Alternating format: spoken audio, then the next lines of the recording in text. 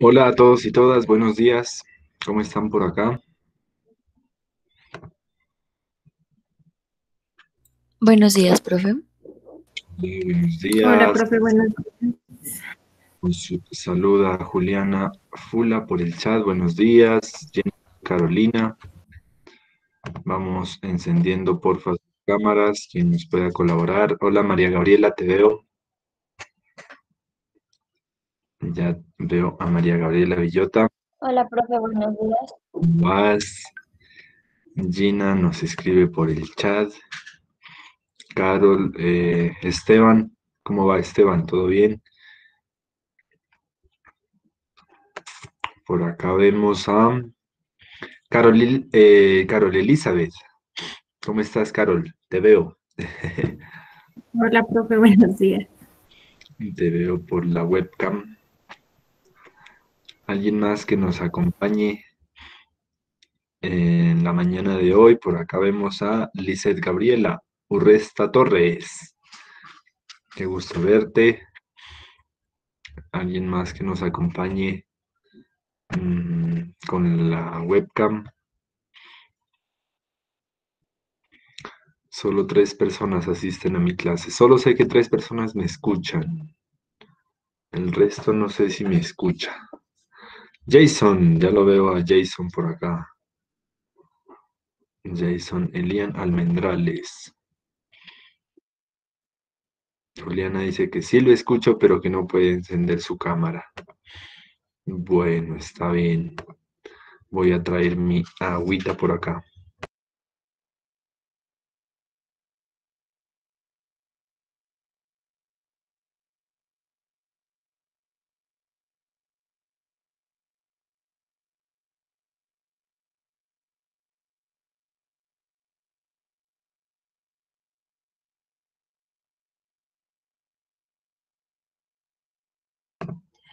Listo. Bueno, muy bien, entonces podemos iniciar.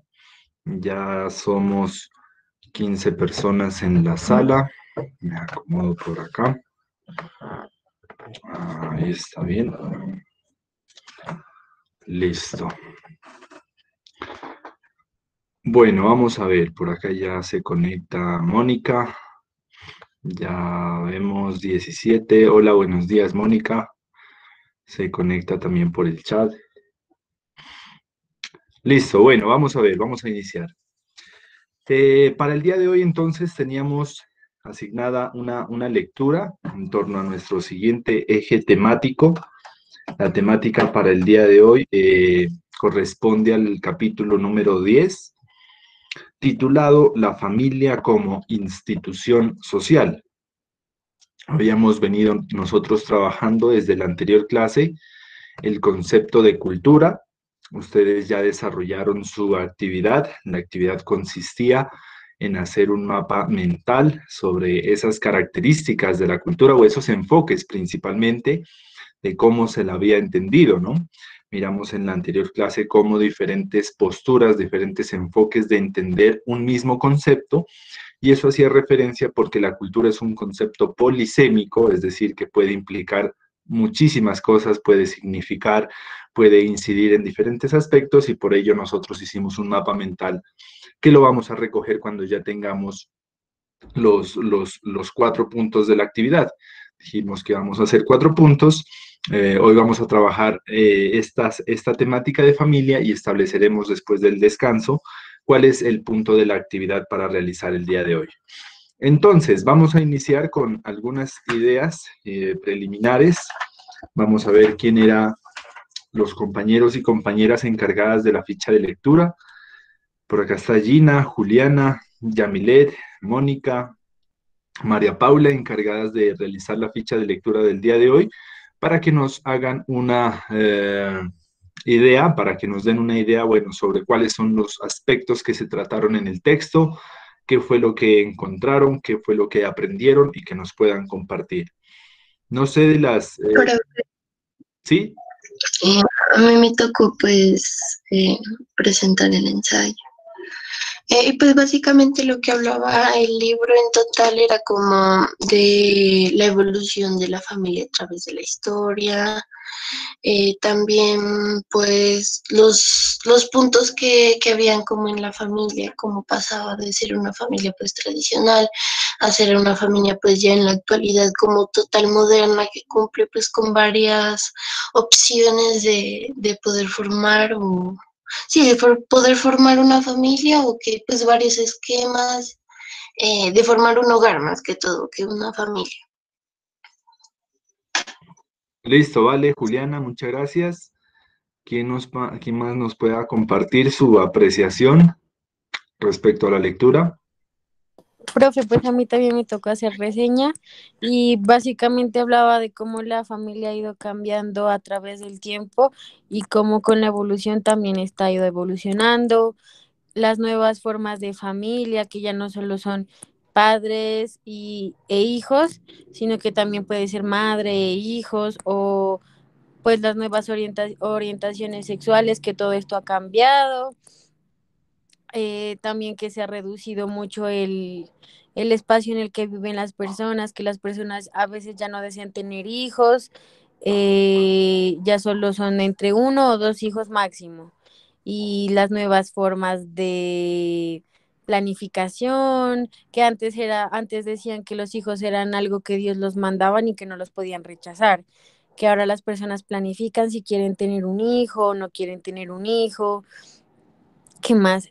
Las nuevas formas de sexualización, que ya no solo es familia, ya no solo es familia de sangre, sino que hay diferentes, hay nuevas familias como, pues yo pensaba, ¿no? En la fecundación in vitro, todas esas cosas nuevas que hay hoy en día, pues para formar una familia. Eso. Listo, vale. Escuchamos por acá a Mónica. Hola, profe. Sí, bueno, verán, ¿no? El texto como tal era más, como dicen mis compañeras, de la historia de la familia, ¿no? Pero más allá de la historia de la familia, también se daba como conceptos entre familia y sociedad. O sea, digamos que se hacía como una comparación en ese tiempo. Y también se daba como, o sea, como la familia en pensamiento social, en donde decía que la familia cumplía con un rol económico, que, o sea, que era más como económico a afectivo. Y entonces dependía del número de familiares, también dependía como la economía. También nos habla bueno, las familias en España, qué pasó en España, que por medio de bueno, después de la industrialización o durante la época de industrialización, hubieron como cambios rotundos, disminuyó los embarazos, disminuyó las familias grandes, se convirtieron en familias pequeñas. También nos habla de algunas definiciones sociológicas sobre la familia, donde para algunos dice que no, que la familia es parte del individuo y parte social. Y algunas influencias que cambiaron como los conceptos de familia en la sociedad. Pues ahí habla harto del individualismo, cómo afectó el individualismo. Eso más, profe. Ya lo de las técnicas de reproducción asistida, que son como nuevas formas de generar una familia, como más en un ámbito biológico, porque antes, o sea, se pensaba en lo que, por ejemplo, en lo que Dios quiera de hijos, en que el hijo es una bendición y todo, y ahora cambio no, ahora si simplemente quieres ser madre o padre, pues vas a tener tu hijo, entonces va a ser como diferente.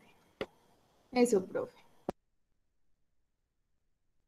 Listo, muy bien, muchas gracias. Entonces ya recogimos un poco las apreciaciones de la lectura, como esas primeras ideas que nos deja el texto. Vamos a ir estableciendo unas ideas clave que son importantes tener en cuenta en torno a la lectura. Vamos estableciendo como unos puntos importantes para ir definiendo y comprendiendo este concepto de la familia como institución social.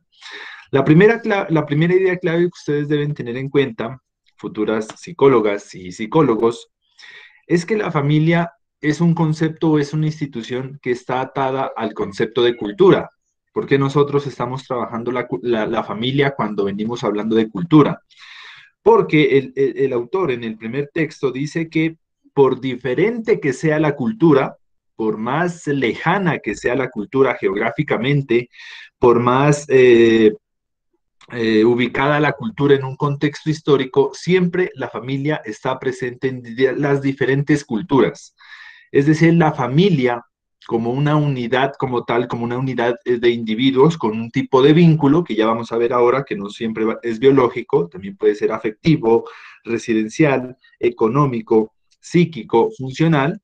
La familia siempre va a estar atada a todos los procesos culturales, ¿ya? La familia es una forma de organización innata, por decir así, del ser humano en las sociedades, a tal punto de que así sea la cultura rusa, la cultura china, la cultura latinoamericana, siempre está la familia, siempre ha estado inclusive históricamente.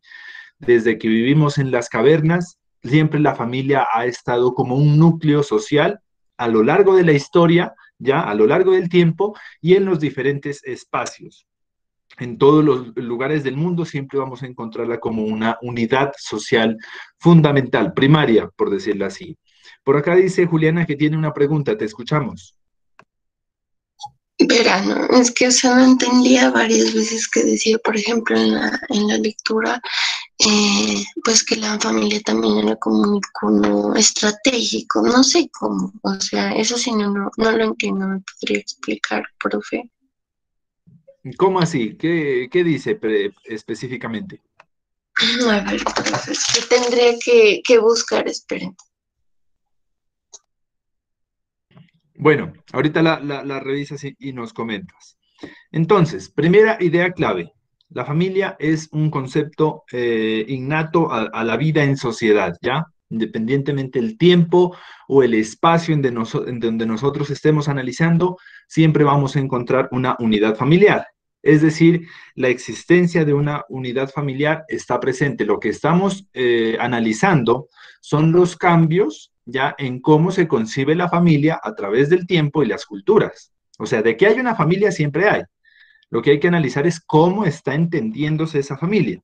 ¿Por qué razón? Porque el autor nos empieza a hacer unos análisis y nos empieza a decir que una de las primeras estudios o uno de los primeros intereses para analizar la familia es la etapa preindustrial, algo así como lo que nosotros conocemos como la vida agrícola o la vida rural. ¿Y cuáles son las características de esa familia en la ruralidad, en la etapa preindustrial? ¿Qué características tenía? ¿Se acuerda? Pues que era conformada por papá, mamá, que tienen que estar pues casados. eh, Tienen que pues tener hijos y pues en la mayoría eran pues familias bastante extensas. Exacto, esa es una de las primeras características que dice el autor de las familias tradicionales preindustriales, ¿ya? Es decir, de vida agrícola, de vida rural, y son todavía muy latentes, pues, en ese sentido, en observar o en detallar familias que vienen de alrededor de 10 hijos, 12 hijos, ¿ya? Y esas son como las características principales. Primero, una familia extensa, ¿ya? Una familia patriarcal es otra de las características de las familias preindustriales, porque es el hombre, el hombre de la casa, por decir, el papá, el epicentro en la toma de decisiones, el epicentro en las dinámicas económicas y productivas, y esa es como una primera idea como tal de esa familia. Otra es que es nuclear, papá, mamá, hijos, por lo general casados por la Santa Madre Iglesia Católica, y que ya empiezan a conformar un núcleo, pues como tal familiar, a partir de una economía campesina, agraria como tal, dice el autor, y que tiene esas características. Esa es una primera lógica de familia que encontramos inclusive todavía en ese tipo de espacios, por decir, agrícolas o preindustriales, lo llama el autor, y que tiene esa lógica. ¿Cómo entender, inclusive, habían unos estudios que decían por qué razón o cómo explicamos que las familias preindustriales tengan alrededor de 8, 10 hijos, 12 hijos? ¿Cómo explicar esta situación? ¿Cómo explicaríamos? ¿Cómo explicarían ustedes como psicólogas, psicólogos, esas familias extensas? ¿Cómo entender que una pareja tenga alrededor de 15 hijos, he escuchado yo? ¿Por qué razones se dan? esta extensión familiar? ¿Cómo lo explicamos? Profe, Profe, Dale, primero Mónica y luego Juliana. pues yo creo que en esa época no había como métodos anticonceptivos, empezando por ahí. Teníamos como poco conocimiento y aparte tenían creencias muy religiosas y era tipo lo que pase, lo que Dios quiera, y tomaban al hijo como una bendición. Entonces, obviamente, pues yo creo que la reproducción sería como más por eso, desde mi punto de vista. Ya. Juliana tenía una observación. profe, pues que había una parte en el libro donde decían que ahora el hijo ya no se lo ve pues por cantidad, sino por calidad. Entonces decían como que pues que antes las personas entre más hijos pues tenían, había como, sí, como lo que decía Liliana, o sea, como que las personas pues ya, también, no, o sea, sí por lo católico y todo eso, pero también la economía, ajá, y también porque, pues no sé, decían que habían lapsos largos, como desde la concepción de una familia hasta lo que finaliza, pues el matrimonio, y esos decían que pues eran lapsos pues bastante largos en donde procreaban hasta pues mayor edad. Exacto, ajá, muy bien esas participaciones. Eh, Debemos entenderlo de la siguiente forma. Usted debe entender, no se olvide que desde la psicología usted no juzga, ya, usted no dice si eso estaba bien, si eso estaba mal, usted no dice o sea, usted no mezcla sus emociones como tal, o sus sentires, sino que desde la psicología, no se olviden, desde el conocimiento académico tratamos es de explicar el por qué. No decimos si está bien, si está mal, eso es independiente a cada ser, sino explicar por qué. Una de las razones por las cuales se explica el número extenso en los hijos, en los integrantes de esas familias, tiene que ver con diferentes factores, ya los enunciaban algunos de ellos.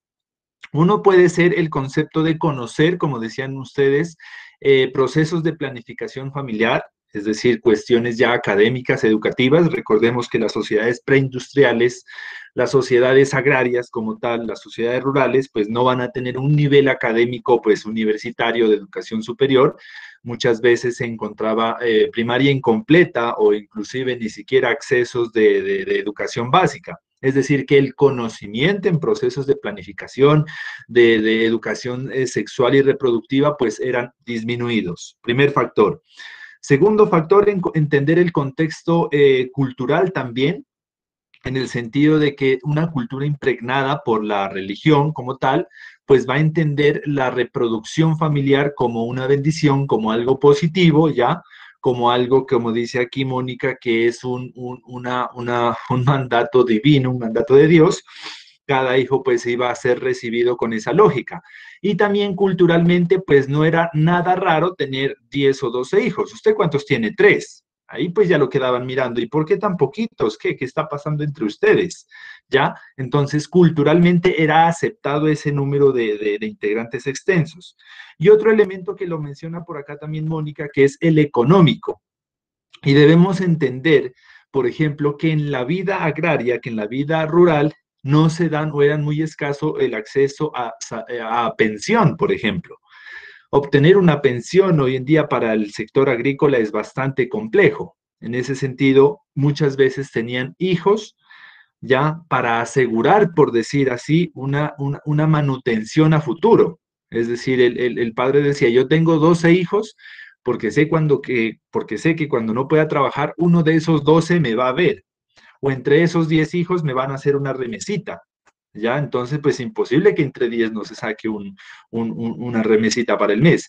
Entonces, mira que la familia miraba como no voy a tener pensión a futuro, como no voy a tener garantías laborales ya por la edad como tal, entonces la cantidad de hijos era un referente y un soporte económico. Esa es otra de las lógicas que podemos entender, además que las que venían mencionando. Entonces ya miramos que esta es una tipología de familia, ya la familia preindustrial, sigue todavía existente como tal, no sé si cómo sean los últimos índices de natalidad en los sectores rurales y agrarios, pero hasta hace unos años todavía yo creo que tenemos familiares con 10 tíos o 15 tíos o 15 hermanos que tuvo la abuela. Entonces son una categorización de ese tipo de familia. Que está bien, que está mal, pues, independientemente de ello, es una forma de tener una familia extensa, patriarcal, agraria, con esas características que hemos establecido. Por ahí dice Mónica que tiene 12 tíos, eso es decir que todavía pues está esa característica de ese tipo familiar. Pero luego el autor dice lo siguiente, que empiezan a darse casi desde el siglo XX, desde la segunda mitad del siglo XX, una serie de transformaciones, ¿ya? Principalmente yo apuntaría a la década de 1960 y 1970. Esos son los años en los que la familia, ya en el concepto como lo veníamos manejando preindustrial, empieza a transformarse. O desde tiempo atrás, casi desde todo el siglo XX. ¿Por qué razón? Un primer factor es los procesos de industrialización. Ya, los procesos de industrialización van a hacer una modificación en la concepción familiar, en el sentido de que como ya no tengo mi terreno, sino que estoy trabajando en una fábrica, por decirlo así, en una urbe, y el acceso a recursos es más limitado, los obreros pues ya tienen menos recursos, menos espacio para vivir. Antes pues puede concebirse como un espacio mucho más amplio en el campo, con más espacio para convivir como tal. En las urbes ya están en una habitación mucho más pequeña, con salarios mucho más reducidos y con tiempos mucho más ocupados inclusive, ¿ya? Mire que usted en el campo pues madruga a las 4 o 5 de la mañana, hace todas las actividades y a las 4 de la tarde usted ya está libre, 4 o 5 de la tarde ya está hecho todo.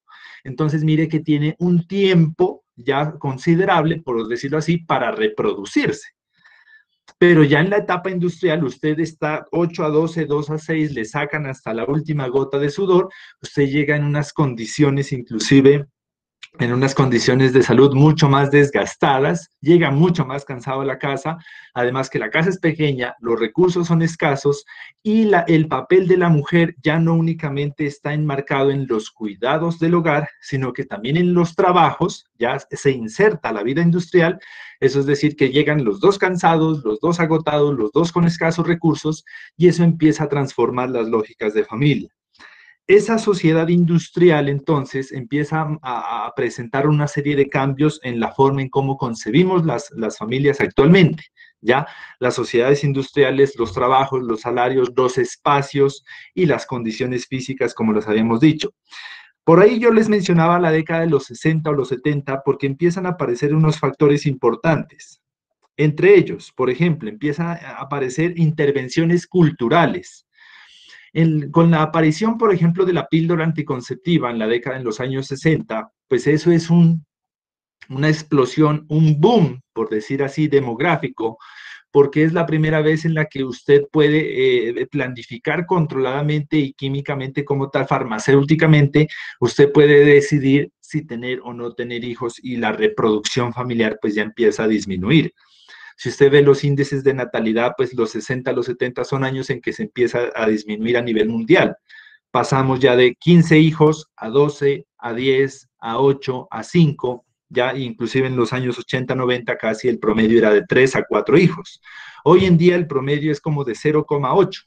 No es que le partan o le den el niño incompleto, sino que el promedio pues reduce sustancialmente. 1 o 2 hijos es como el promedio que estamos alcanzando. ¿Por qué razones? Primero, cuestiones culturales, ya es un cambio en la visión de la misma sociedad, en que tener muchos hijos o integrar familias pues no está considerablemente bien visto, por decir así, sino que ya causa como extrañeza o culturalmente ya se empieza a transformar. Lo segundo son cuestiones económicas, ya ese es un factor muy, muy importante. Tal vez nuestros padres o nuestros abuelos con menos educación lograron construir una casa, lograron tener una finca, lograron construir un lote, lograron tener unos animales. Hoy en día hay unos análisis que dicen que somos la generación más preparada, pero con menos recursos y menos acceso al trabajo. Y eso es porque las condiciones económicas también se han transformado y han disminuido. ¿Ya? Entonces ya no tenemos esos mismos recursos o esa misma situación. La otra, pues, la cuestión demográfica que ha disminuido pues, en el mundo y los avances en medicina. Aquí hay un aspecto importante que trabaja el autor y es que dice que uno de los principales cambios que trae la sociedad industrial o ya después del siglo XX, de mediados del siglo XX en adelante, es que no solo la transformación de las familias se erige a partir del número de integrantes. Antes decían, mire, esta familia tiene 12 hijos y esta familia solamente tiene 2, 3 hijos.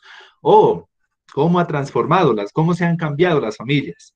Ahora, los cambios ya no van a ser únicamente en el número de integrantes, sino en quiénes son los integrantes de la familia, ¿ya? Entonces, el primer cambio es una cuestión de número, de cantidad de integrantes.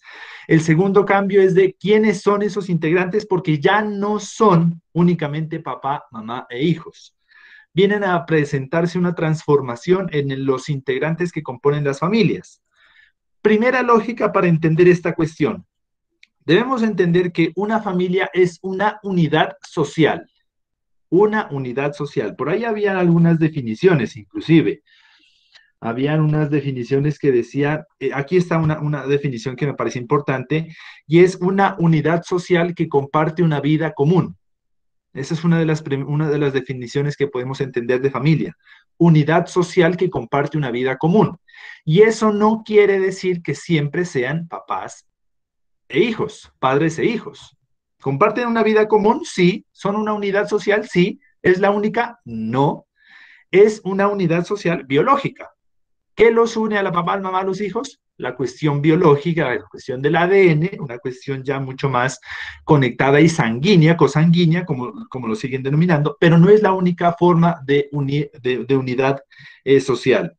Otra forma de unidad social, nos menciona el autor, es por el lugar de residencia.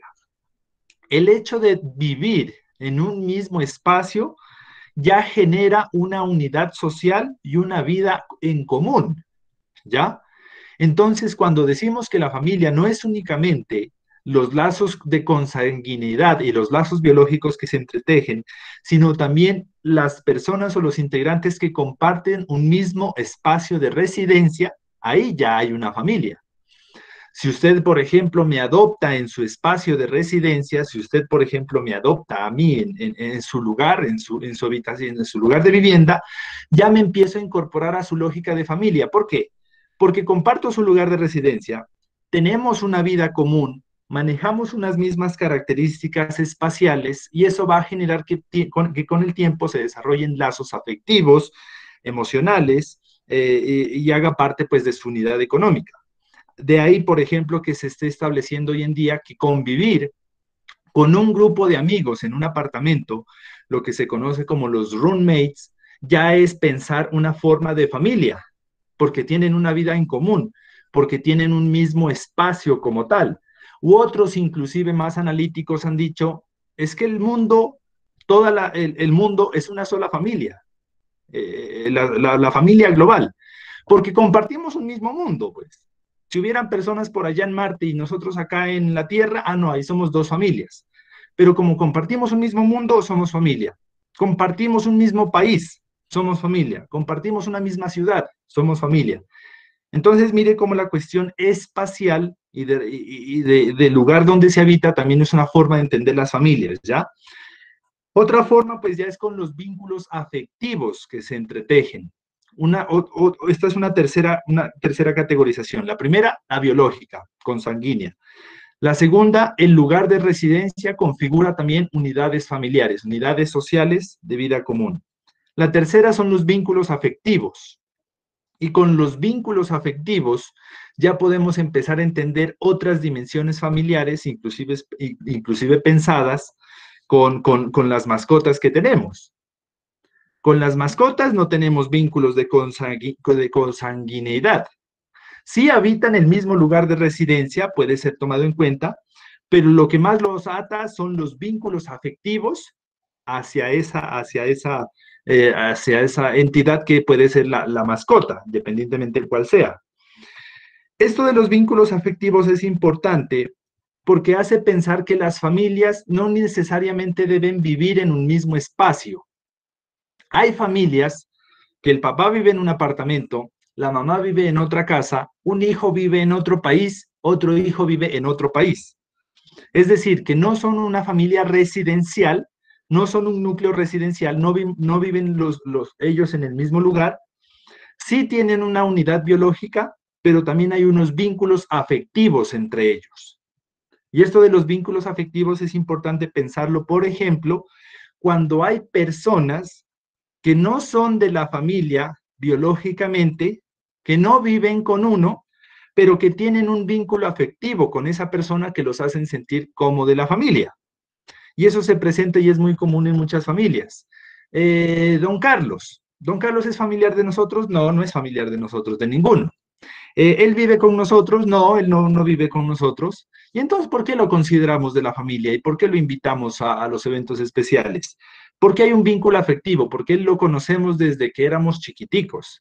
Entonces, mire cómo una persona que no tenga consanguinidad, no tenga un vínculo biológico, que no viva con nosotros, pero tiene un vínculo afectivo y es tratado como de la familia, ¿ya?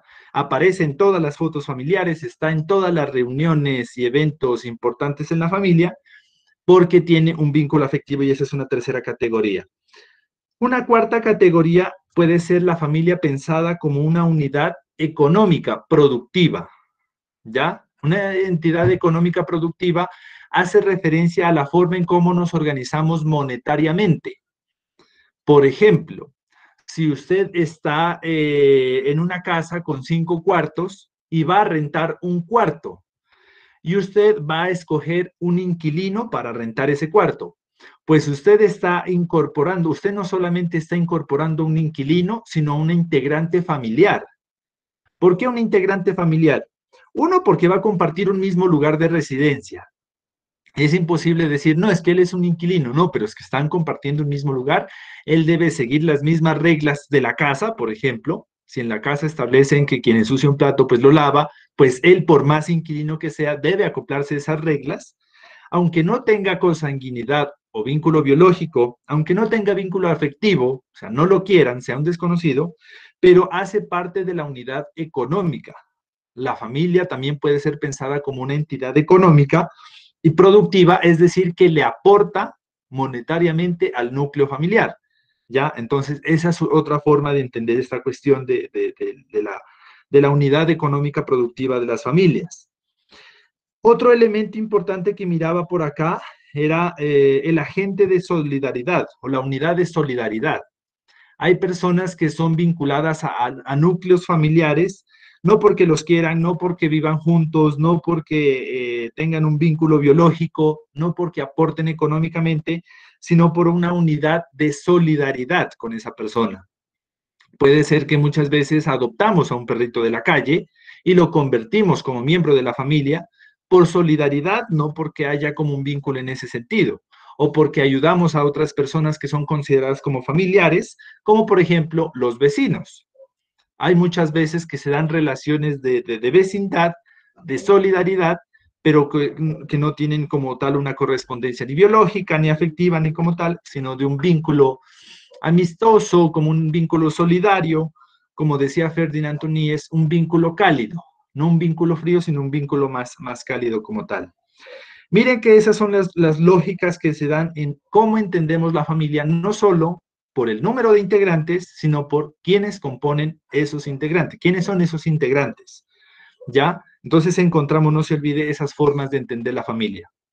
Primera, personas que comparten un mismo espacio son consideradas familias, así sean todos amigos, sean 5 amigos de diferentes regiones del país, pero si entre los 5 se arrendan un apartamento, eso los convierte ya en una familia, en una unidad social residencial. El hecho de que compartan un mismo espacio son una familia. Otra, la unidad biológica, ya hay personas pues que obviamente ya genéticamente y de consanguinidad son una unidad social, familiar, otra por vínculos afectivos. Esa es otra lógica en cómo podemos entender la sociabilidad familiar. La lógica económica productiva, es decir, que aporte económicamente o productivamente a una unidad social, ya puede ser considerado de la familia, ¿listo? Porque tiene un aporte importante. La otra como un agente de solidaridad, ¿ya? Que es las relaciones cordiales, las relaciones de vecindad, por ejemplo, que se pueden dar. Y esas son como las formas, miren, cómo ya las familias no son, o no se las piensa únicamente como papá, mamá e hijos, que si bien tienen un vínculo de consanguinidad, pero también hay otras formas de entenderlas. Después de esto, después de esta categorización que hace el autor, de cómo entender las familias, empezamos a entender también otros elementos importantes, que son cuáles son las funciones como tal de una familia. El autor nos habla de 4 funciones específicas ante las unidades familiares, independientemente si son biológicas, afectivas, económico-productivas, pero principalmente el autor rescata 4 funciones.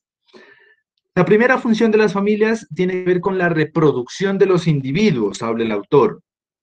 Esta yo diría que es principalmente en los vínculos biológicos, ¿ya? Y que más adelante lo van a tratar como un problema demográfico, ¿no? Hay muchos países, creo que el autor hablaba de España específicamente, en donde se están presentando unos problemas demográficos en España y en una serie de países de Europa, inclusive en unos países nórdicos como Suecia, Noruega, como tal, están presentando que las personas han presentado una elevación en las esperanzas de vida, es decir, viven más, pero tienen menos hijos. Ha disminuido la tasa de fecundidad.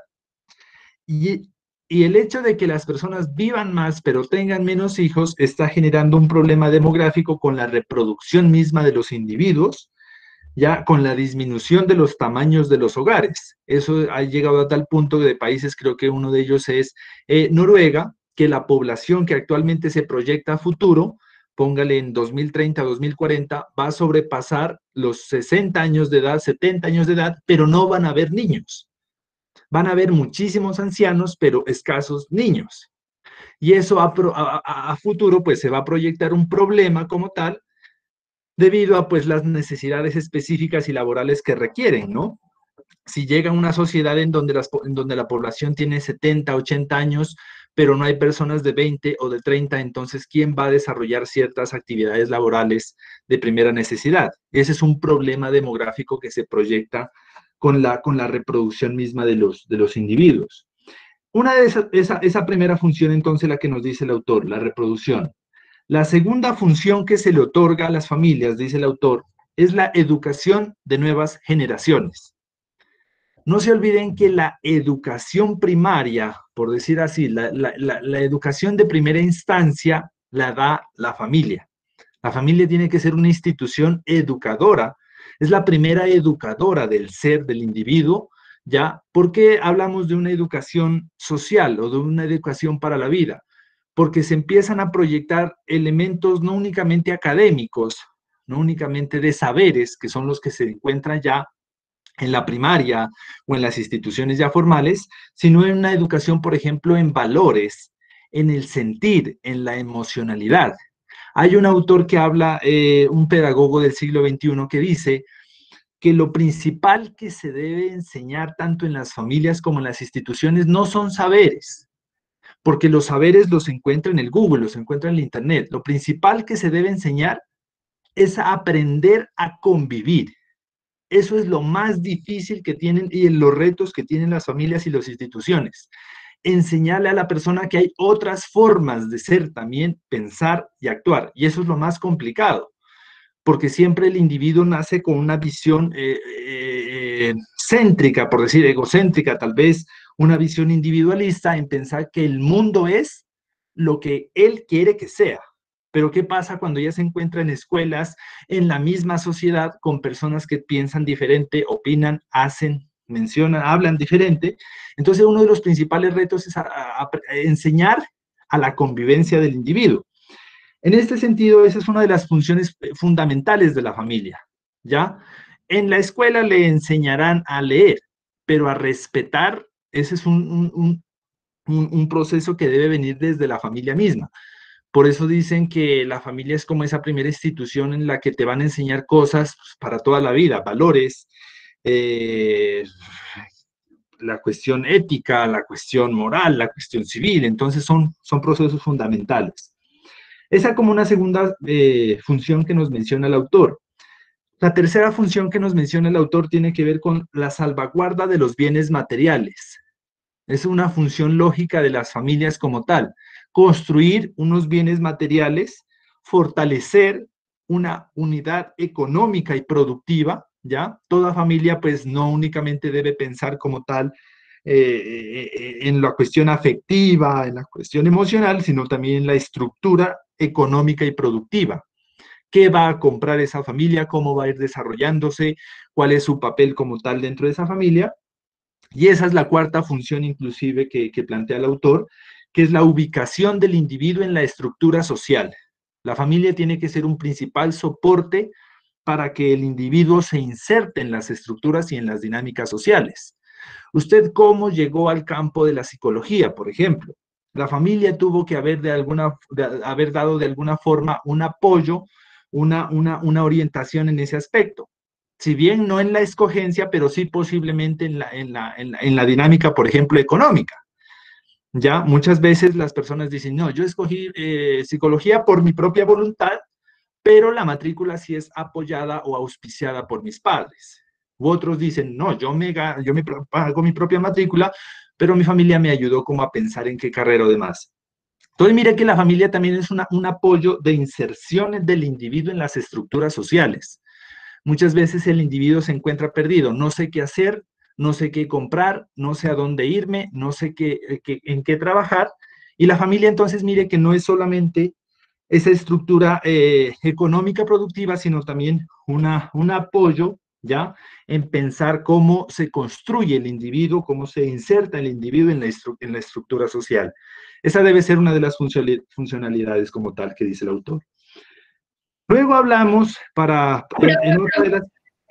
Qué Sí, pena. ¿Podría repetir la cuarta ubicación de la familia? ubicación de la familia en... Ajá. ¿Podría repetirla? Ya, ubicación del individuo en la estructura social. Esa es la Ya. cuarta función de la familia. Ubicación del individuo en la estructura social, ¿ya? Es decir, como ese apoyo puede ser material o emocional o simbólico que le permita al individuo insertarse en el mundo social. ¿Y el mundo social qué es? La educación, el trabajo, las relaciones, donde vivir como tal. La familia debe ser como ese soporte también. Y eso es lo que explica el autor. ¿Listo? Después entonces de estos elementos viene algo que el autor hablaba sobre los valores familiares. Y ese es como uno de los últimos acápites que trabaja. Los valores familiares está hablando como de unos valores sociales que las familias han empezado a denotar a través del tiempo. Uno de esos primeros valores que habla el autor es el individualismo. ¿Cómo entender procesos de individualismo en estructuras familiares? ¿Recuerdan qué decía el autor del individualismo respecto a la familia? ¿O por qué el individualismo también puede ser considerado un valor dentro de la familia? ¿O cómo se presenta ese valor? En el texto estaba en un cuadrito. En una primera columna decía individualismo, pluralismo, igualitarismo, democracia, libertad, privacidad y secularización. Y en la segunda decía cómo se manifestaba, ¿se acuerdan?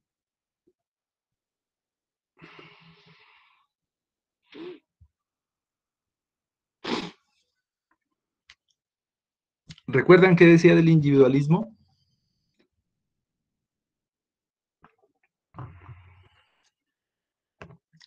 Profe, pues aquí está protagonismo y priorización del individuo, autonomía y desvinculación de las personas respecto a sus familias, predominio de la familia contractual o electiva y priorización de la pareja frente a los hijos. Ya, vale, muy bien. Debemos entender lo siguiente, debemos entender que esa idea de individualismo, o sea, la idea de valor, por decir así, no siempre puede enmarcar un aspecto positivo o contributivo. Un valor es una característica del ser, ¿ya? Y el individualismo obviamente es una característica del ser. El individualismo, entendido como una de las características de la sociedad moderna, es pensar como, si bien hay unidades sociales, que dijimos, una familia es una unidad social, pero dentro de las mismas familias se presentan rasgos de individualismo, ¿ya? ¿Cómo así?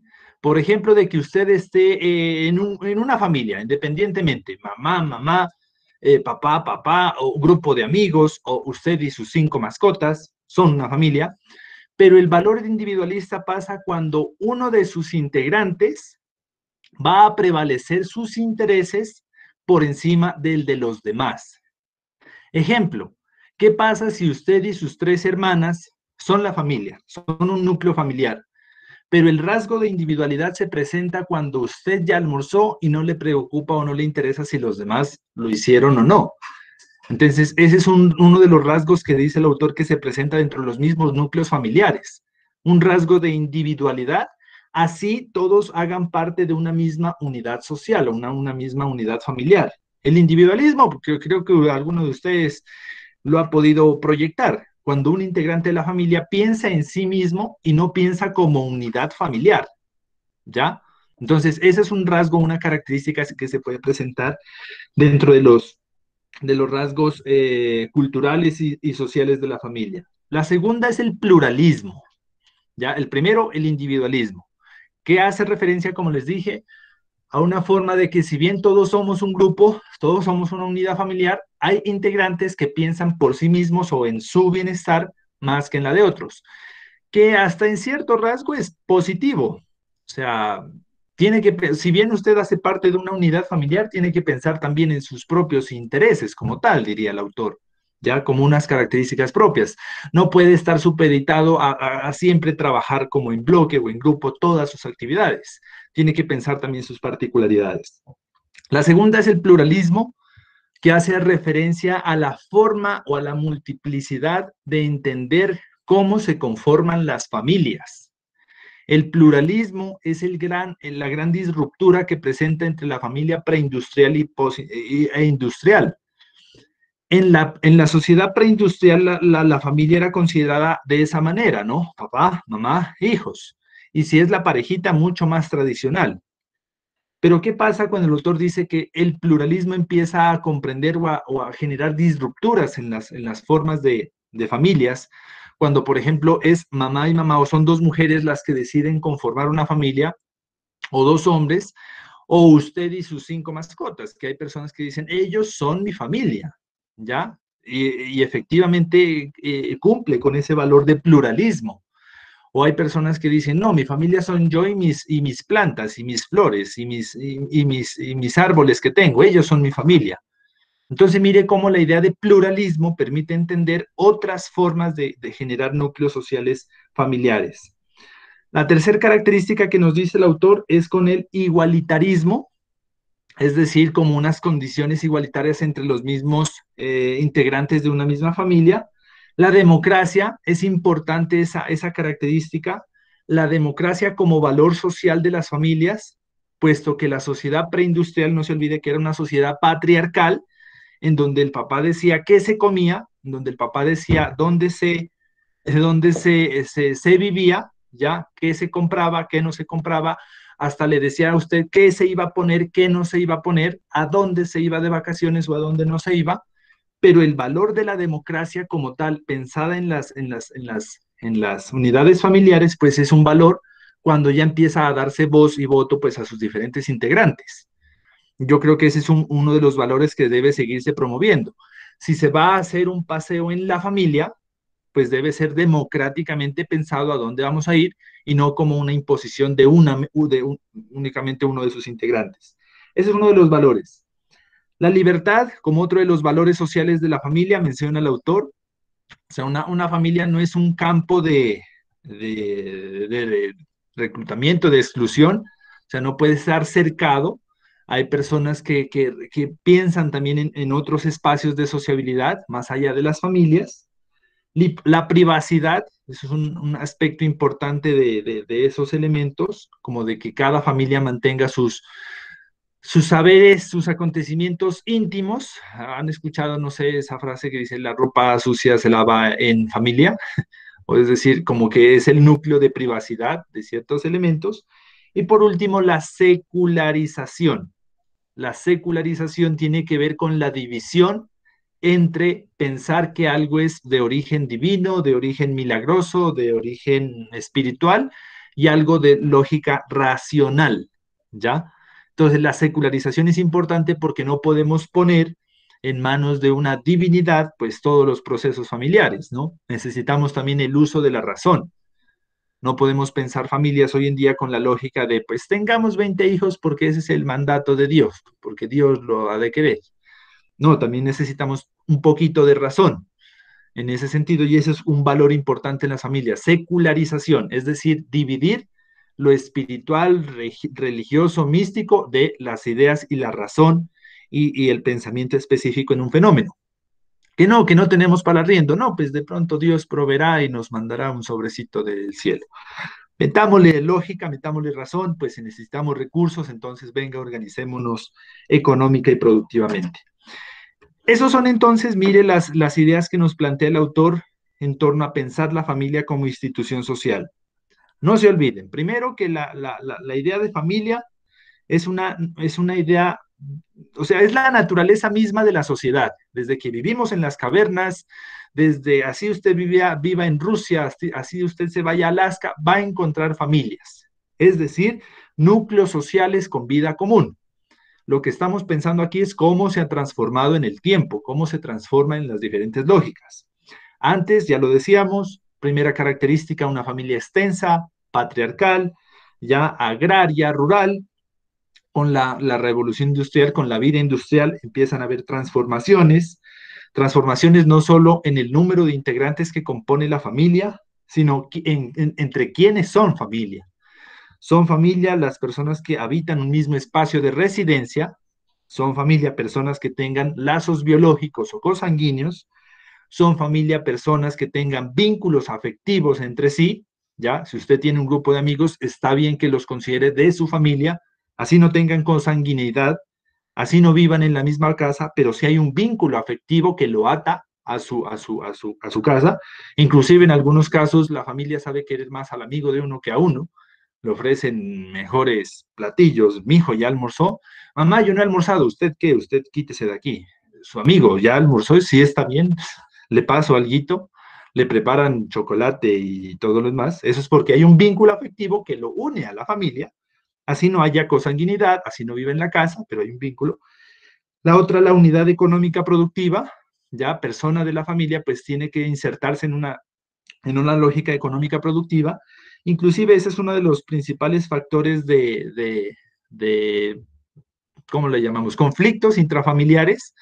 Es que hay 3 personas que están trabajando, aportando a la lógica económica productiva, pero uno de ellos vive de chévere y no aporta a la lógica económica productiva. ¿Ya? Entonces como que solo vive comiendo y gastando y viendo pelis, pero no aporta. Entonces mire que una familia también es una lógica o una estructura económica productiva. Sus integrantes deben de alguna forma contribuir. Si usted, si bien no trabaja, pues por lo menos contribuya en la organización de la estructura familiar. Entonces, pero sí se ha pensado como una familia es como una pequeña empresa. Tiene gastos, pero también necesita ingresos, también necesita alguien que se encargue de las labores, de las acciones. Entonces, hacia allá va. La otra es el agente de solidaridad y las funciones que hemos visto, ¿no? 4 funciones y algunos valores de esa familia. Esas son como, mire, las ideas que nos presenta el autor.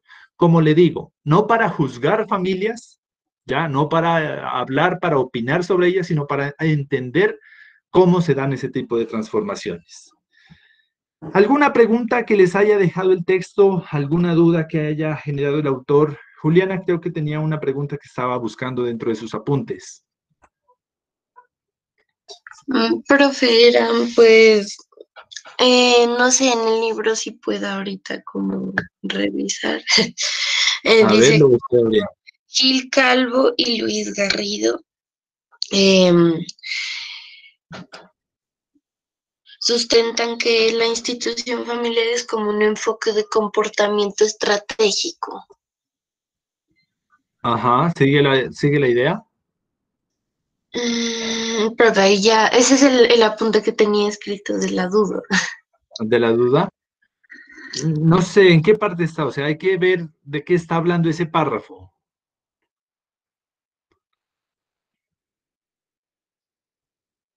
Habría que ver en qué página está o en qué párrafo para ver En- ahora cómo. Después o sea, en el 10.3 ahí está abajito de lo que dice David Kingsley. A ver, ¿qué página es? Uy, ahí sí, creo que es la 236. Bueno, 236. A ver, veamos. 236. Cuando uno no entiende una idea, pues hay que ver como el párrafo para entender qué es lo que está hablando. ¿En qué parte? Ya estoy en la 236. A ver, espere, profe, abro la lectura.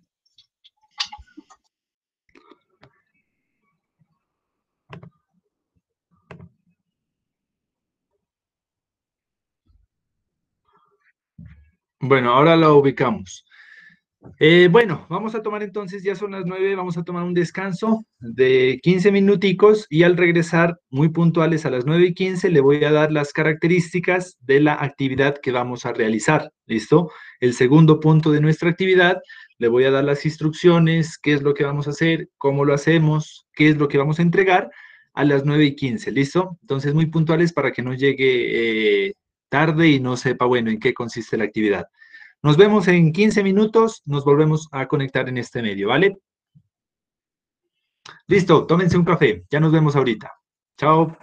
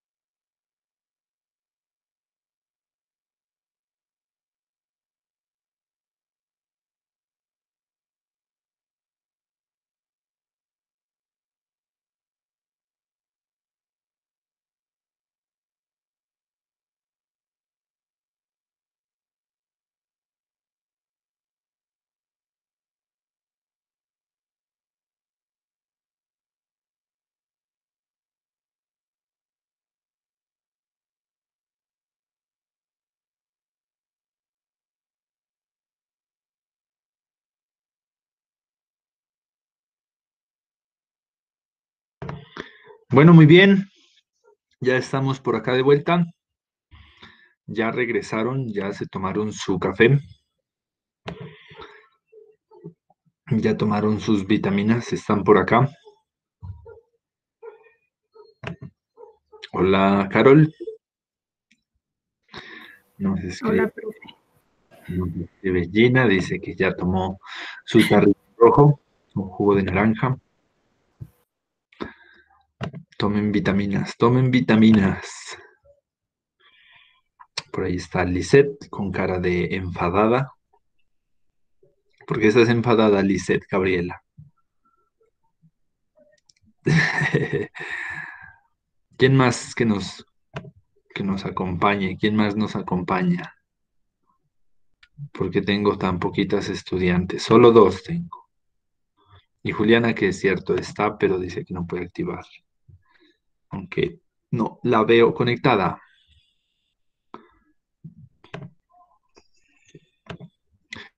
¿Quién más reporta sintonía? María Gabriela reporta sintonía. ¿Quién más reporta sintonía por acá? Si están, los demás estarán, no estarán, se irían.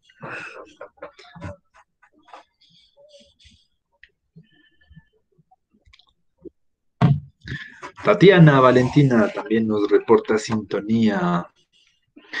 Carol Liliana nos reporta sintonía, nos escribe en el chat. Sí están por acá. María Paula también está. Jennifer también está por acá. Ah, bueno. ¿Por qué no las podemos ver? Es bueno que las podamos ver. Luis Alberto también está por acá. Bueno, muy bien. Entonces, vamos en esta segunda parte a dar como unas especificaciones de la actividad que vamos a realizar y de las personas que van a presentar la reseña de lectura para la próxima clase. ¿Listo? Vamos a empezar con las personas de la reseña de lectura. La próxima lectura, ya les digo, ahorita mientras vemos, es del mismo texto. Vamos a leer el capítulo. Ya mero le digo qué capítulo y qué página es.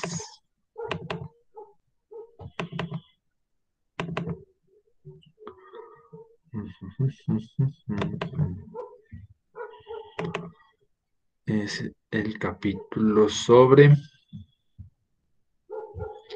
género y sexualidad. Vamos a ver género. Muy bien, ese capítulo es chévere. Y es de la página.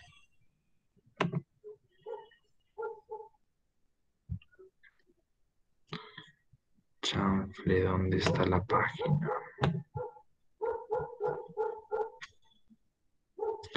No recuerdo la página ahorita. Yo se las comparto en el Moodle. Ahí les escribo específicamente de qué página a qué página vamos a leer. Bueno, yo en el Moodle les coloco entonces, pero es el capítulo, la temática para la próxima semana es género y sexualidad. Y las personas que van a realizar ficha de lectura son, mucha atención, Carol Elizabeth Buenayán va a realizar ficha para la próxima semana, Esteban Ramos Benavides, Carol Liliana Rincón, Mariana Alejandra Rivas y Yasmín Rosero Hidrobo.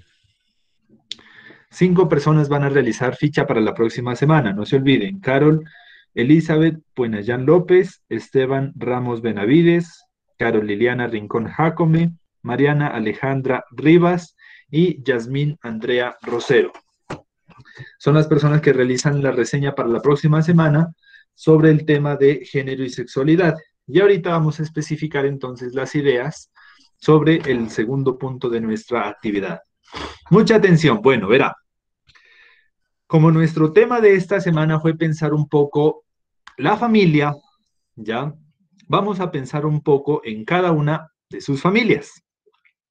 Es una actividad muy chévere porque lo que nos permite es entender diferentes aspectos de cómo se ha configurado nuestra familia, quiénes son, en primer lugar, para usted, su familia. No olvidemos que no obligatoriamente su familia son las personas con quien usted tiene vínculos de consanguinidad. Esa es una forma de entender su familia, pero hay otras formas de entender su familia. Por ejemplo, si usted vive con sus amigos pues, y los considera su familia, pues usted dice, no, voy a contarles la historia de mi familia, que son mis amigos, o voy a contarles la historia de mi familia, que son mis papás y mis hermanos.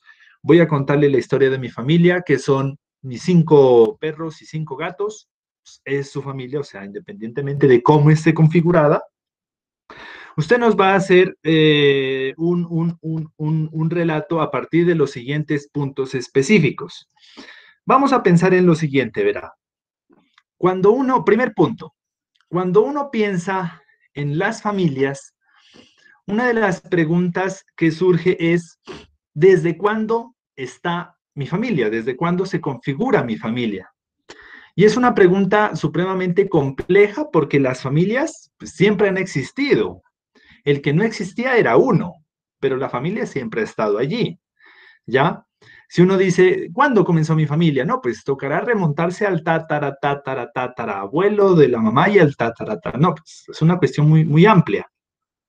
Y lo mismo a futuro, ¿cuándo se acaba una familia? Pues la familia no se acabará porque usted encontrará una pareja, tendrá un hijo, él tendrá otro hijo, él tendrá otro hijo, o sea, la línea familiar siempre es una continua línea. Pero hay algo muy importante, y es que si bien las familias tienen una, por decir así, línea infinita, o sea, hacia atrás, hacia el pasado, no sabemos cuándo inició, y hacia el futuro tampoco sabemos a dónde va a parar nuestra familia, hay un punto bien importante en la vida de todas las familias, que es cuando usted apareció. Ese es el punto que vamos a describir y que vamos a examinar más detenidamente. Primer punto de la actividad. La actividad en sí consiste en un escrito, ¿ya? En un escrito, en una narrativa. Usted va a hacer una descripción, luego vamos a empezar a hacer unos análisis, pero el primer punto, la primera parte de esta descripción consiste en que usted haga una descripción pre y post yo. ¿Cómo así pre y post yo? Usted va a hacer una descripción de cómo eran las dinámicas familiares antes de su nacimiento. ¿Qué pasaba en su familia? ¿Cuáles eran las dinámicas familiares antes de su nacimiento, de su aparición, por decirlo así? ¿Ya? Porque si usted dice, no, es que mi familia son mis amigos, entonces, ¿cómo era la vida de sus amigos antes de que usted llegara y usted los contactara? ¿Cómo era la familia de, qué sé yo, sus padres o sus hermanos antes de que usted apareciera? Va a describir un poco cuáles eran las dinámicas, cuáles eran las actividades económicas que hacían, dónde vivían, quién estaba integrando actualmente esa familia, cuáles eran como esos elementos que caracterizaban la dinámica familiar. Para ello, usted se va a ayudar en 2 fuentes muy importantes. Como usted no existía todavía, como usted no aparecía en esa historia familiar, usted va a recurrir a 2 fuentes. Uno, las fuentes orales, es decir, las historias que le puedan contar sus papás, sus tíos, sus abuelos, sus amigos, sus mascotas, difícilmente usted pueda contarles a ellos, hey, gatico, ¿qué era de la vida de ti antes de que te adoptara en ese lugar? Pero bueno, vamos a buscar fuentes orales. Y la segunda, fuentes gráficas, ¿ya? Sería interesante que usted revise ese viejo álbum familiar en donde está toda la familia sonriente y feliz antes de que usted naciera, antes de que usted apareciera, y va a construir un primer relato en momentos previos a su llegada. ¿Cuál era su dinámica familiar? Y luego lo va a contrastar un poco en una segunda parte con la dinámica familiar ante su llegada. ¿Cómo cambia las dinámicas familiares con la llegada de usted como nuevo integrante a su familia? Como le digo, no siempre va a ser la lógica papá, mamá, hijos. Usted posiblemente desde su nacimiento viva con sus tíos o con sus abuelos o con sus allegados. Lo que usted va a describir es con la llegada de usted, ya de cada uno de ustedes, cómo se transformaron esas dinámicas familiares. qué dejaron de hacer o qué empezaron a hacer inclusive. Es un ejercicio muy chévere y muy significativo para cada uno de ustedes, porque ustedes van a contrastar un poco cómo las familias no son las mismas en el tiempo. Siempre van transformándose esas dinámicas y cómo la llegada inclusive de un nuevo integrante a la familia pues trastoca muchas de esas dinámicas. Era interesante cómo el semestre pasado uno de los compañeros de esta clase decía, pues a mí me impactó mucho ver a mi mamá utilizando blue jeans, con el pelo recogido, fotos en San Andrés, en Cartagena, y luego cuando me tuvo a mí, ya como cargándome, ya como dándome el biberón, ya no salía tanto a fiestas. Entonces, mire cómo la dinámica de familiar, la dinámica de una unidad social va a verse modificada por la llegada de usted, ¿ya? Entonces, la primera parte pueden ser 2 páginas describiendo un poco, si usted puede tomarle alguna foto al viejo álbum familiar en donde aparezca cómo era esa dinámica familiar antes de su llegada, ¿ya? 2 páginas en donde usted describe eso, qué hacían, dónde vivían, quiénes estaban conformadas, cuáles eran las dinámicas residenciales, afectivas, económicas y productivas. ¿Listo?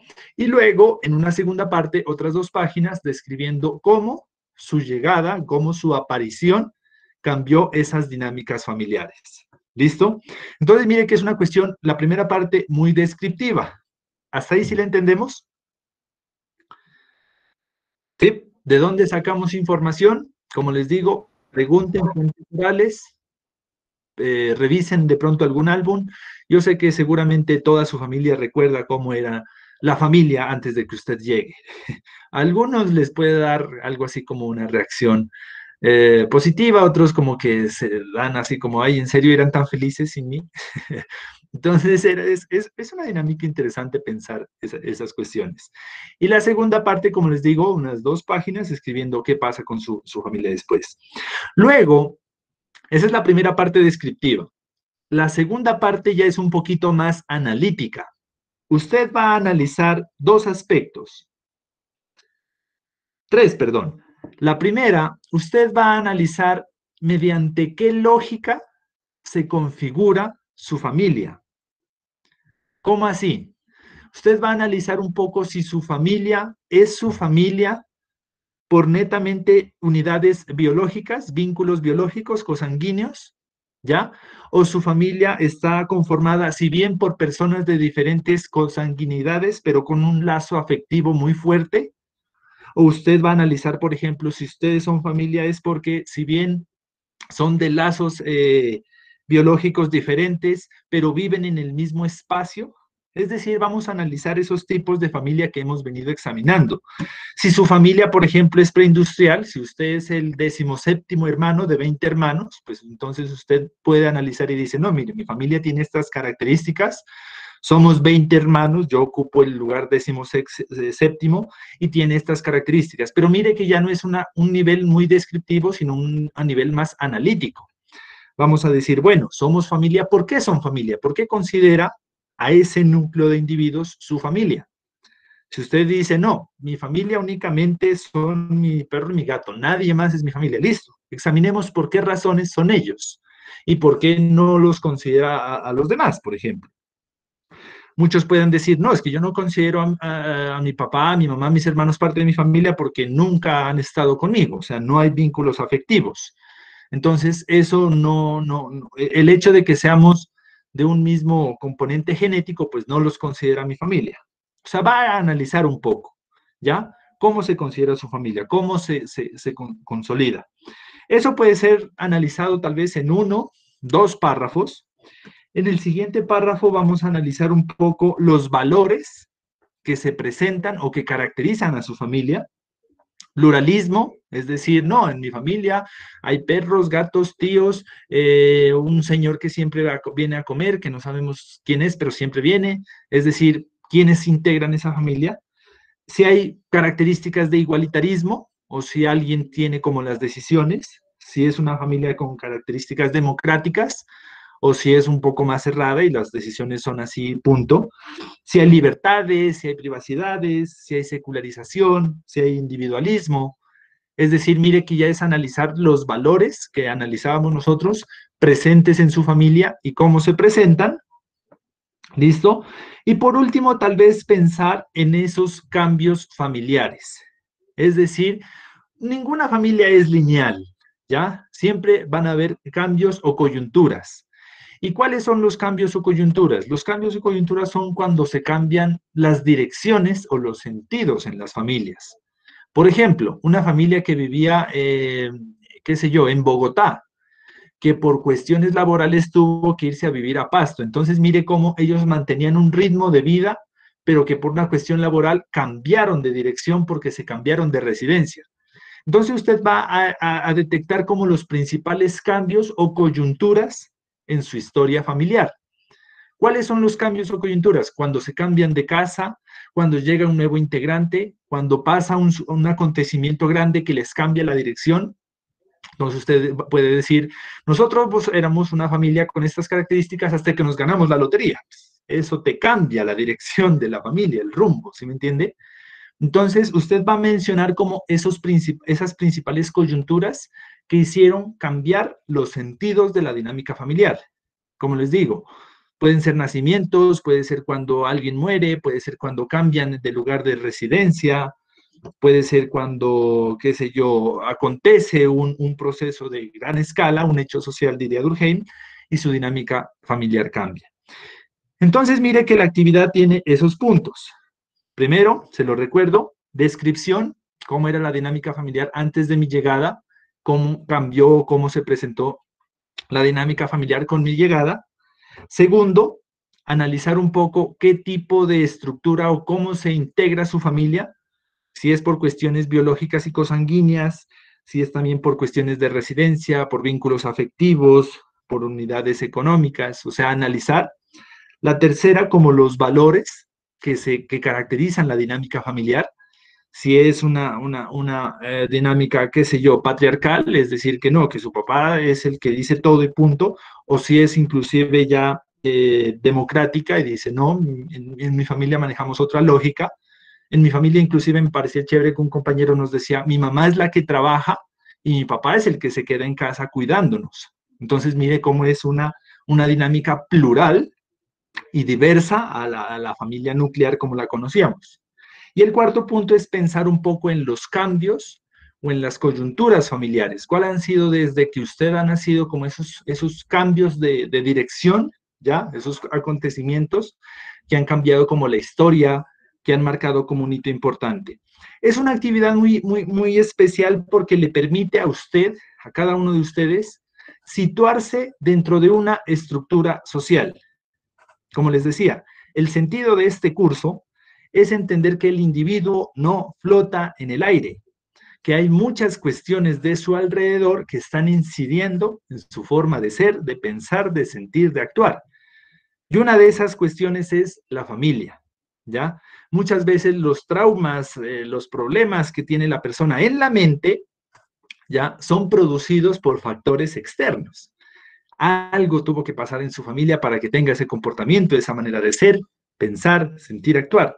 Y hacer el ejercicio de uno mismo le permite a usted comprender el impacto que tiene la familia en la cultura, en el ser social de una persona. Y esa terapia siempre, terapia o ejercicio también lo pueden hacer ustedes con posibles pacientes como tal, ¿ya? Para entender, para empezar a entender a la persona, vaya a su primer núcleo de sociabilidad, la familia. ¿Listo? Si ustedes van a tratar, por ejemplo, un chico, un estudiante con problemas disciplinares en un colegio, empiece, bueno, ¿y usted con quién vive? ¿Quién es su familia? Ya, y si dice, no, yo no tengo familia, uff, gravísimo. Usted, aquí pasa algo, dice. Algo pasa como para que este chico no tenga o no sienta ningún vínculo afectivo, ningún vínculo cosanguíneo. Pero siempre empiecen a hacer esos análisis por los primeros espacios de sociabilidad, que son las familias. Inclusive hay un ejercicio muy importante que lo recomiendan algunos psicólogos de la infancia, que dice que a los niños hay que ponerlos a dibujar la familia. Cuando tienen alrededor de 4 hasta 8, a máximo 10 años, pónganlos a dibujar, porque todo el sentir del niño o de la niña lo expresa a través de dibujos. por ejemplo, la persona que dibuje más grande es a la que más amor le tiene, a más relevancia lo tiene, ¿ya? Por ejemplo, saben dibujar a la mamá súper grande, al papá un poquito más chiquito, a la mascota la dibujan inmensa, y eso significa un poco la importancia que tiene para él. Por eso uno mira los dibujos de esos niños y dice, oiga, pero esto qué desigual que está. Y no es que esté desigual, sino que él en su lógica tiene unas personas más importantes que otras en sus niveles afectivos y familiares. Pues esas son algunas estrategias que ustedes ven en una asignatura que se llama así, psicología de la niñez. Ustedes ven psicología de la adolescencia, la adultez y del adulto mayor. Pero bueno, son como unos puntos importantes. ¿Sí entienden entonces el propósito de la familia de hacer esta actividad? Para que usted eche un vistazo, porque muchas veces los psicólogos y psicólogas andan mirando siempre a los demás, pero es importante también verse a uno mismo y ver a su familia y ver de dónde viene uno y ver qué espacio o qué rol o qué puntico en esa gran historia familiar ocupa usted. ¿Listo? Serían entonces alrededor de, no sé, 6 páginas tal vez. Las 4 primeras, como les digo, las dos primeras caracterizando antes de su llegada, 2 posteriores analizando su llegada. Puede analizar las otras 2 o 3 analizando pues los diferentes elementos que hemos enunciado. ¿Listo? No, como le digo, esto cuando se lo entrega cuando ya tengamos los 4 puntos elaborados. Hasta el momento tenemos 2. La próxima clase ya dejamos otros 2 puntos específicos para terminar esta primera actividad. Aproximadamente dentro de 15 días ya estaríamos entregando todo nuestro primer paquete, pero pues no deje para último momento, sino que para que lo vaya revisando. Preguntas respecto a la actividad, si está clara, si sabe lo que tiene que hacer. ¿Alguna inquietud? Profe, yo llegué ahorita, de pronto podría repetir. No le repito. Tienes que revisar el video. Ahí en el video está toda la explicación como tal. De pronto para que por favor nos ponga pues una horita determinada de acompañamiento. ¿Necesitas acompañamiento? No, profe, es que pues habíamos acordado con todos de tener como una hora determinada de acompañamiento. Sí, o sea, como les digo, si alguien necesita acompañamiento, me dice y programamos el acompañamiento. Ah, bueno. ¿Ya? Por ejemplo, yo te puedo decir... Es que lo que pasa es que ayer estábamos haciendo la evaluación de los profes. Entonces, con la directora del programa, creo que es la profesora Erika, si no estoy mal, pues quedamos en acordar un acompañamiento, porque no lo tenemos. ¿Conmigo? Sí. O sea, sí, nuestro acompañamiento es el martes a las 2 de la tarde, por ejemplo, establecimos. ¿Y ya? Ya, si tú necesitas algún refuerzo, alguna explicación detallada, nos reunimos el martes a las 2. Ese es como nuestro espacio de acompañamiento, pero lo damos previamente. Vale, profe. ¿Me entiende? Pero nuestro espacio siempre ha sido ese. Hay algunos estudiantes que sí me han contactado, me han dicho, profe, no entendí absolutamente nada del texto, podemos reunirnos el martes, y estuvimos trabajando el martes de 2 a 3 o 4 de la tarde. Entonces es como nosotros pactamos como esos encuentros dependiendo de sus necesidades. Pero la franja sí existe, es martes de 2 a 4 de la tarde. En caso de que usted no puede durante esas horas, ya buscamos otro horario, pero ese es como el horario que aparece en nuestro margen. ¿Listo? Bueno, profe, gracias. Entonces, Juliana, ahorita subo el video para que revises en qué consiste la actividad como tal. Otra pregunta respecto a la actividad. ¿Sí está clara cuándo hay que entregarla? ¿Qué hay que hacer? ¿Cómo hacerla? Profe, entregarlas a donde se es, o sea, es ir reuniendo los puntos y al final usted nos va a dar una fecha, ¿no? Exactamente, ajá. Yo creo que el 21, dentro de 15 días, ya están todos los 4 puntos, que hasta ahorita vamos 2, el MAPDAL y esta. La próxima semana trabajamos 2 puntos específicos y ya el 21 de octubre entregamos ya reunidito todo todo el archivo. Vale, profe, Pero la idea gracias. no es que deje todo para último momento, sino para que vaya desarrollando. ¿Listo? ¿Algo más? Eso es entonces todo por hoy. Les agradezco mucho su disposición a las personas que activaron su cámara. Muchas gracias por presente. Me consta que me escucharon, estuvieron atentas. Y nos vemos la próxima semana. Ya les comparto la lectura, la página próxima semana y nos vemos a las 8 de la mañana. ¿Listo? Vale, profe, Muchas gracias. gracias por su Muchas atención. gracias. Bueno, hasta la próxima. Nos vemos. Que estén muy bien. Gracias. Cuídense. Chao, profe, muchas gracias. Chao, chao. Nos vemos.